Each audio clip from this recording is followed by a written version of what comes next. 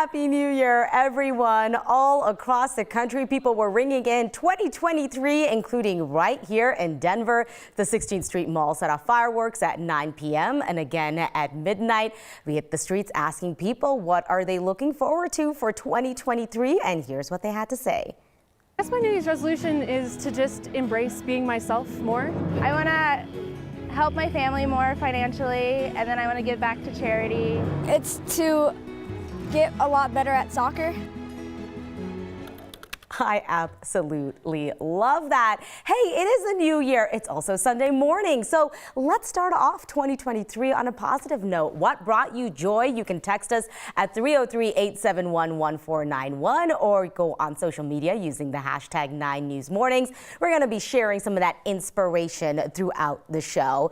Keely, I know that our New Year's resolution was to get a full night of sleep, and I actually did it. Oh, you know what? I'm super proud of you. Thank you. I did, but hey, that was last year. You know, this is the new year. Yes. Tonight is the night.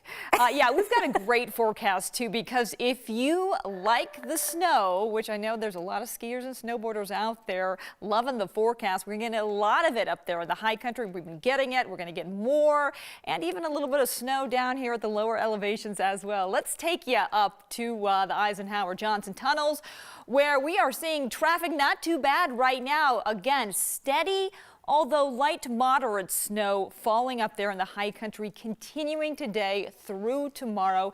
Down here at the lower elevations of the metro area, we've just got clouds out there. We are dry right now. That will change. However, tonight 28 degrees, so certainly a chilly start to the new year. Taking a look at our HD Doppler radar, our satellite imagery, you can see the plume of moisture being swirled into our area in the form of snow up there in the high country. You can see along I-70 right now. And we are, again, going to be seeing that snow down here at the lower elevations as well. So here's your forecast for today for the metro area. Partly sunny. We're going to top out right around 40, but we do have snow and a wintry mix entering the forecast right around 7, 8 o'clock tonight. Temperatures overnight is going to be another cold one, dropping into the mid-20s. We'll talk more about the snow plus some winter weather advisories, warnings, and watches that are posted coming up in just a bit in your full forecast. Thanks so much for that. Well, less than a half hour after we rang in the new year, Aurora police shared on Twitter that we're investigating a domestic violence call. The police chief said at one point one of his officers did open fire. The chief said the officer was also taken to the hospital and is alert and conscious, and then later clarified that a total of 3 people were taken to the hospital. 2 of them were suspects, and Aurora police just clarifying, saying one of the suspects was shot, and we don't know the extent of the injuries of the other suspect, but all 3 are alert and conscious this morning. This happened on the 1200 block of North Chambers Road, and about 5 hours ago, the chief said that 2 of the northbound lanes of Chambers are open. That third one was still closed at that time. We'll try to get an update on that. The Arapahoe County Critical Incident Response Team is also responding. Well, now that Southwest is finally back in the air with passengers on board, people are also just now finding their bags at DIA.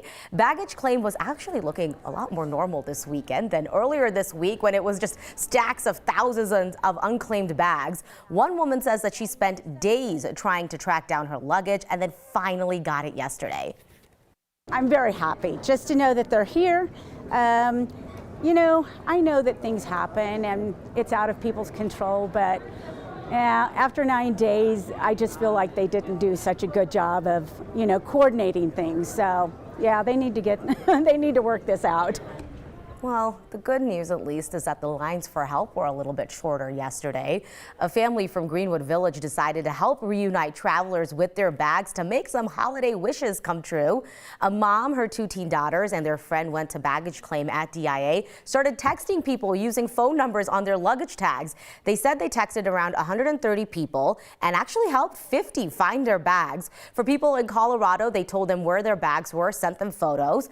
And then for travelers outside of the state, they had their bags shipped to them from the airport. Some people had gone days without their stuff, and those surprise texts bought them some very much needed holiday cheer. They were all really happy. They were really thankful that we found their bags. Another woman was crying on the phone with me as I walked up to the agent to have her luggage shipped. And she was just bawling, saying, "Oh my gosh, you've changed our Christmas." Oh, that's so sweet. I can only imagine the relief there. It wasn't just Southwest passengers who were having a hard time with this. The Hankins family says that they also helped people flying with American and Frontier. It is a new year, and that means that some things are changing here in Colorado for 2023. Starting today, you're going to be charged 10 cents a plastic bag, so consider this a reminder. Leave your reusable bags in your trunk. It's a part of the Plastic Pollution Reduction Act signed into law last year. Denver has been charging that extra 10 cents since the same time last year. But a big heads up to Walmart shoppers. The stores in Colorado are getting rid of bags altogether, so make sure those reusable bags are in a place you can't forget them. And in 2024, the whole state will be getting rid of bags. Also starting today, minimum wage is going up across the state. The state's lowest paid workers will be getting more than $1 raise. The minimum wage will be going from $12.56 an hour to $13.65 an hour. Voters approved the annual adjustment back in 2017. And in Denver, the city and county's minimum wage will be going up to $17.29 an hour today. Yesterday, that wage was $15.87, so we're looking at nearly $1.50 extra an hour. This month, you also might notice a slight drop in your paycheck. That's because employees and employers are supposed to start chipping in towards the state's new paid family leave program. Voters approved the family leave program 2 years ago to provide up to 3 months of paid leave for new parents and families dealing with severe illness and military deployments. The state's funding the program through a payroll deduction of just under 1% that's split between employers and employees. Some businesses are exempt, though. Local governments and companies with better private paid leave plans can opt out, and employees with 9 or fewer employees don't have to match those employee contributions. The program, however, will not start making payments for workers and to leave until next year. The start of 2023 also means the start of universal pre-K in Colorado, but the state needs to find thousands of more teachers. 61,000 kids are eligible for universal pre-K. They all deserve a good education, but too often are priced out or limited by where they live and by language barriers. Based on legislation, the idea is that all 4-year-olds will get a minimum of at least 10 hours of school at no cost. The program is set to launch fall of 2023. It also means the state would like to recruit 3,000 new educators by fall of 2024. 3,000 new educators during an ongoing teacher shortage. The Colorado Department of Early Childhood shared their strategy. It's a numbers game involving millions of dollars. The state set aside $50 million in grants to try and keep the existing workforce and recruit new educators. More than 3,100 people are enrolled for 2 free courses that can help assistant teachers become lead teachers. Nearly $21 million have been allocated for scholarships, coursework, and mentorship. There's also now an early childhood educator tax credit that more than 8,000 people are eligible for.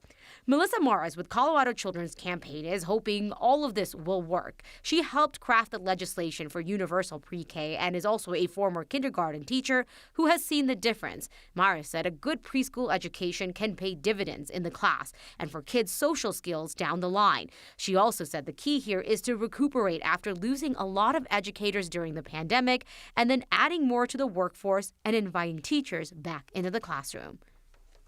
In the first year, the state thinks that anywhere from 40 to 60% of families will be participating. A big part of this has to be the conversation around salaries. So the state launched a pilot program to use federal funds to work with a handful of providers to start increasing wages.